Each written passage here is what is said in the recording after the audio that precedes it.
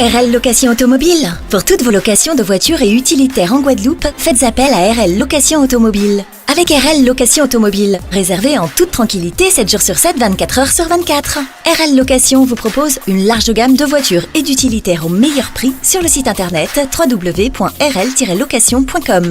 RL Location, c'est aussi l'assistance et la livraison. Pour tout renseignement, contactez-nous au 0590 10 66 87. Attention, offre exceptionnelle jusqu'au 20 octobre. Véhicule catégorie A, 15 € par jour. Véhicule catégorie B, 20 € par jour. Guadeloupe, actualité. Notez qu'hier soir, aux alentours de 23h30, un homme de 30 ans s'effondrait devant le portail du domicile familial à la Boucan-Sainte-Rose. Dépêchés sur place, les pompiers tenteront en vain de réanimer la victime. Le corps lui présentait de multiples plaies. Une autopsie sera réalisée lundi pour déterminer les circonstances et causes exactes du décès. Une enquête est ouverte pour meurtre et pour l'heure, aucun mis en cause n'a été identifié. Et afin de déconstruire les idées reçues sur la justice, le tribunal de Basse-Terre organisait la nuit du droit. Médecins légistes, enquêteurs, greffiers, magistrats, juges et tous les acteurs du parquet ont présenté au public leur quotidien au travers d'une procédure plus vraie que nature. Regardez. L'objectif ce soir, c'était d'éduquer les jeunes, c'était de leur montrer en fait les acteurs de la procédure pénale en action et notamment l'idée c'était d'essayer de contredire un petit peu ce qu'ils peuvent voir dans les séries et leur montrer ce qui se passe pour de vrai. On a des jeunes aujourd'hui, enfin ce soir, qui étaient véritablement intéressés par ces métiers et qui avaient envie de voir en fait ce qui se passe derrière. Voilà, tout simplement. J'ai trouvé vraiment incroyable. Je trouve qu'il y a eu un effort qui a été fait, que ce soit dans l'implication de divers corps de métier autour de la justice, c'est-à-dire au-delà du palais de justice, avec les policiers, même on a vu des pompiers aussi, donc franchement incroyable. J'avais l'impression d'être dans l'intimité d'une instruction, c'est-à-dire que de voir par exemple le médecin légiste toucher le corps, en tout cas la personne qui est censée être morte, et le fait de voir les uniformes et les choses en action, l'ambiance dans la salle a changé. D'un coup, l'air était comme tendu. C'est indispensable que la justice soit mieux comprise. Pour nous, c'est fondamental parce que, comme vous le savez, la justice, elle est rendue au nom du peuple français, c'est-à-dire au nom de chacun d'entre nous, de tous ces jeunes.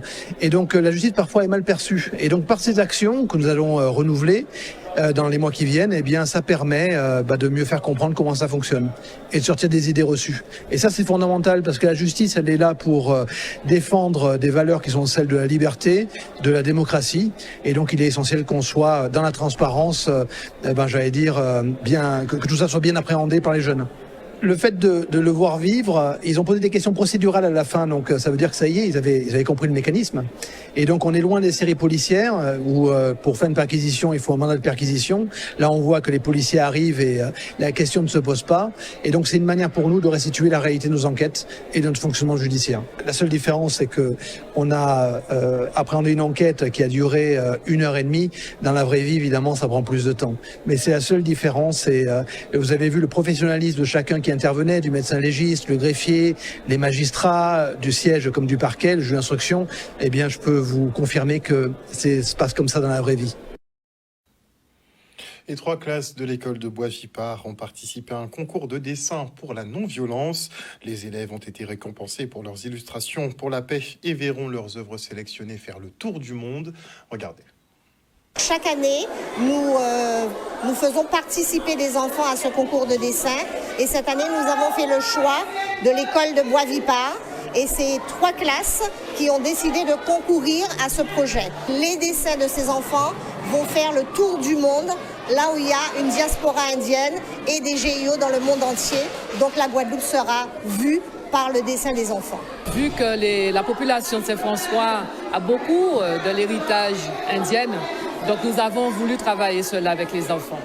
La notion de paix, de fraternité, de partage. Donc c'était extrêmement important pour nous et nous avons donc sauté sur l'occasion pour travailler ces différentes notions avec les enfants. l'arbre que j'ai voulu représenter avec mes élèves, c'est l'arbre de la non-violence, parce que c'est comme planter quelque chose. Donc nous avons voulu faire en sorte qu'il y ait cet arbre-là et qu'il puisse grandir à l'intérieur de l'école. Et même aujourd'hui, c'est pour grandir, mais demain, ce sera pour le non-harcèlement, ce sera à chaque fois pour défendre des causes qui sont nobles pour les enfants. Et à chaque fois qu'ils auront des choses à dire, ils vont pouvoir venir accrocher à cet arbre, justement, leurs pensées et puis leurs revendications, tout simplement. On est très fiers que ce projet ait pu prendre corps sur la circonscription de Saint-François, avec l'investissement de l'équipe de Bois de Vipar dans ce projet, donc qui véhicule des valeurs de paix, de collaboration. Et voilà, et on voit que vraiment ça a été une réussite dans cette école de pouvoir s'investir dans ce projet. Aujourd'hui, nous vivons dans un monde où la violence est omniprésente dans les actions de tous les jours et même à l'école, par nos différences, par l'acceptation de l'autre et la non-acceptation de l'autre, etc.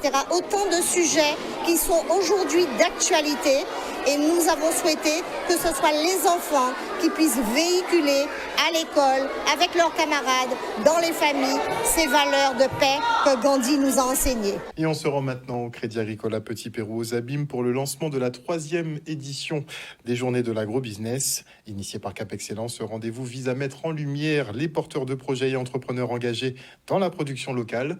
Le reportage. Écoutez, c'est un signe qui met en évidence tout simplement la volonté de Cap Excellence d'accompagner l'agro-transformation d'une manière générale. Et puisque nous avons un projet phare qui est l'Agroparc Caraïbes Excellence, et donc c'est un projet qui bien évidemment a été élaboré par Cap Excellence, qui consiste à contribuer d'une certaine manière à la consolidation et au développement de l'agro-transformation issue de l'agriculture locale en Guadeloupe. Et donc c'est vrai que Cap Excellence a pour ambition bien sûr le développement de son territoire, mais aussi la création d'emplois, non pas simplement pour le territoire de Cap, mais pour la Guadeloupe tout entière. Cette manifestation d'envergure s'adresse à des porteurs de projets, mais aussi à des entreprises qui exercent déjà.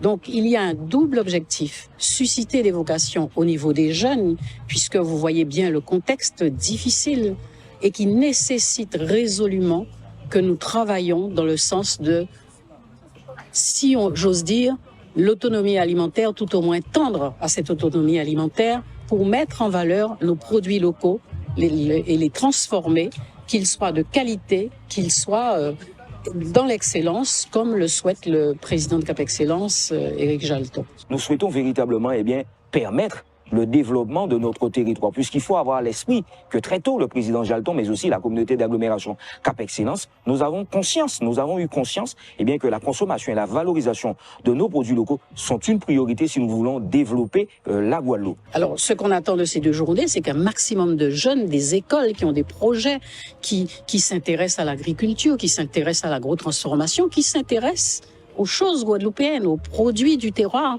viennent ici en nombre pour être informés, pour être renseignés sur tout ce que nous pouvons leur apporter en termes d'accompagnement, en termes d'intérêt pour le développement économique de la Guadeloupe à travers l'agriculture. La 3e édition que nous accompagnons dans nos jardins, et nous accompagnons déjà sur l'ensemble de nos agences, l'ensemble du territoire. Et aujourd'hui, avec en plus ma casquette de maire du village, nous avons dans cette organisation mis quelques villages, quelques start-up qui sont hébergés au village pour expliquer ce qu'elles réalisent en termes de production, mais aussi tout l'accompagnement qu'il y a tout autour, d'un point de vue administratif, d'un point de vue financier. Nous avons toute une équipe qui conseille ceux qui sont déjà en train de monter leur entreprise et même en anticipation, leur dire quelles sont les précautions à prendre avant de se lancer dans le bain. Et dans le cadre de la Semaine Bleue, le LPO de Carnot organisait une journée d'échange entre les jeunes et les aînés. L'occasion pour nos seniors de transmettre leur savoir, notamment en termes de pharmacopée locale et autres plantes médicinales. Regardez. Dans le cadre de la rentrée scolaire, donc on a voulu profiter de cette semaine intergénérationnelle, la Semaine Bleue, pour mettre en exécution ce beau projet qui consiste donc à permettre à nos jeunes en difficulté, qu'on accueille avec des problématiques différentes, de rencontrer des aînés. Et des aînés qui sont investis dans divers projets et qui ont à cœur de transmettre tout leur savoir à nos jeunes, surtout en ce qui concerne les plantes médicinales. Aujourd'hui, c'est un grand jour pour nous et pour ces enfants, pour les jeunes, parce qu'ils ne savent pas effectivement comment utiliser ces plantes, ce qui est très important pour nous à l'époque où nous vivons. Donc, nous avons initié cette journée-là avec la jeunesse, avec nos jeunes et nos moins jeunes, pour pouvoir leur inculquer cette façon de faire avec nos plantes médicinales et nos plantes de la Guadeloupe médicinale. J'ai véritablement voulu, et les élèves aussi, faire cet échange-là et voir dans quelle mesure nos habitudes culturelles, nos produits, nos petits jardins médicinales, les produits que nos aînés utilisaient avant, peuvent nous servir aujourd'hui. Dans notre jardin, nous avons la plante 3 tasses. Nous avons aussi la citronnelle, le doliprane, l'aloe vera, différents types de plantes. Et aujourd'hui, pour la Semaine bleue, nous avons reçu les personnes âgées afin qu'ils nous partagent ce qu'ils savent sur la plante Atumo, comme dit les Martiniquais, mais aussi sous son nom, la lavande blanche, et sur l'herbe à pic. Cette matinée permet aux élèves d'être en contact déjà avec le concret, avec la nature, puisque nous avons pu planter des plants d'Atumo et donc compléter notre jardin médicinal que nous avions déjà commencé en début d'année. Et voilà, c'est très important pour les jeunes d'avoir un aspect pratique de leur connaissance et de pouvoir faire le lien, que ce soit pour leur usage quotidien, mais aussi révéler des intérêts pour peut-être des études futures ou des métiers qui leur permettraient de mettre en valeur justement leur environnement. Le conseil départemental, lui, invitait les aînés à participer à une marche à Saint-François. Le reste en images. Ce qui est important, c'est que nous puissions nous retrouver tous ensemble. Je l'ai dit, des personnes âgées, des jeunes, des moins jeunes, des collégiens, des lycéens, des enfants des écoles élémentaires, puisque aujourd'hui, le message que je transmets et le message du maire de Saint-François ce matin, nous allons marcher dans l'amour, dans la solidarité, dans la cohésion. Tous les seniors sont contents, peu importe l'âge, tout le monde bouge, tout le monde essaye d'avoir des mouvements synchronisés. Je crois que c'est un réel bonheur de partager ce temps-là avec nos seniors et encourager la population guadeloupéenne à bouger, à marcher, à faire des activités de sport, de détente. Voilà, c'est le message important que nous voulons lancer aujourd'hui. C'est très important pour les aînés parce que bon, c'est vrai que le thème c'est bouger aussi. Hein. Et puis bon, ce qui est intéressant juste quand j'ai vu, c'est vraiment l'intergénération. J'ai vu qu'il y a des jeunes, des moins jeunes qui sont en train de faire la marche avec nous. Mais en tout cas, c'est merveilleux. Nous sommes nombreux et puis voilà, nous sommes avec toutes les personnes. C'est l'intergénération. Et nous allons marcher, nous allons bouger pour la santé. Ça les permet de ne pas rester dans leur divan, devant la télé et de venir se détendre, se distraire et de faire des rencontres, des connaissances. C'est très bien, regardez. On est en plein air et puis on est ensemble, on est une famille. Idem pour la ville de Gourbert qui a aussi opté pour une marche tranquille. Regardez. Chaque année, on essaie de créer un programme en collaboration avec les seniors du territoire, en l'occurrence les personnes qui sont au niveau de l'EHPAD, mais aussi l'association des fils d'argent de Gourbert.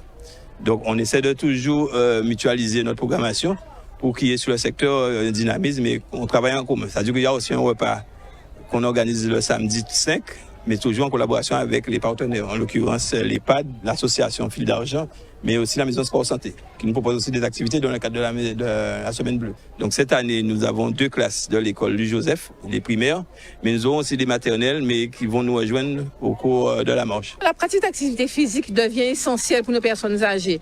Et le CCS aujourd'hui a voulu faire quelque chose d'intergénérationnel en mélangeant les enfants des écoles et les personnes âgées. Donc on ne peut que se satisfaire que les personnes âgées aient répondu à cette invitation parce qu'il faut qu'on sorte de la solitude et qu'on se retrouve pour retrouver la joie de vivre des personnes âgées.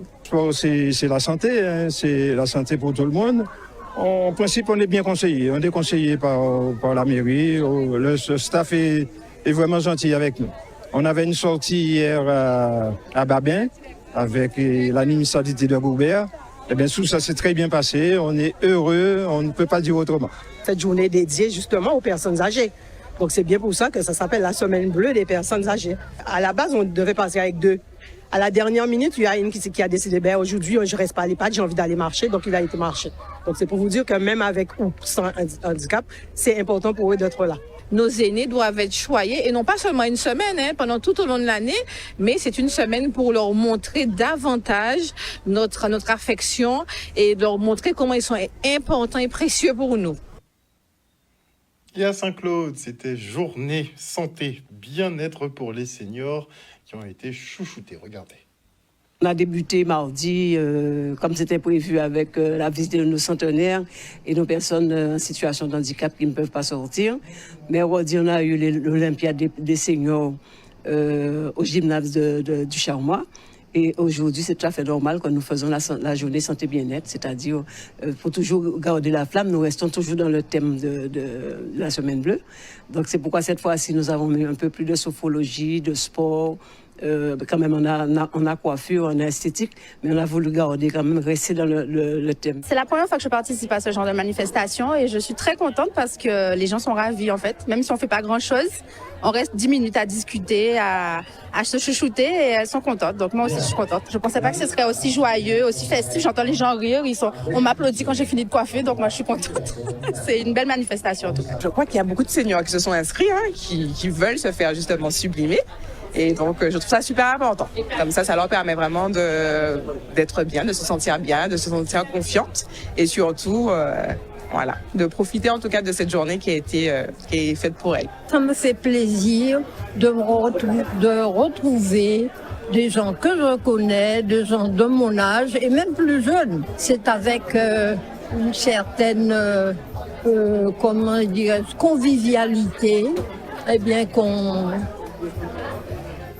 qu'on voit tout ce monde. Je suis heureuse de voir comment nos seniors et nos amis répondent aux sollicitations, aux invitations du CCAS. Ils ont besoin, et c'est ça que finalement, le désir et le souhait du CCAS, c'est de pouvoir leur offrir ce geste d'amour quand il y a des manifestations, mais pas seulement dans le cadre de la fête, la semaine, mais c'est tous les jours. Ce sont ces petits gestes qui font que nos administrés se sentent bien lorsque nous sommes à leur côté et que nous leur rendons visite et que nous leur offrons tout l'amour qu'on a pour eux. O-News Radio sur outremernews.fr.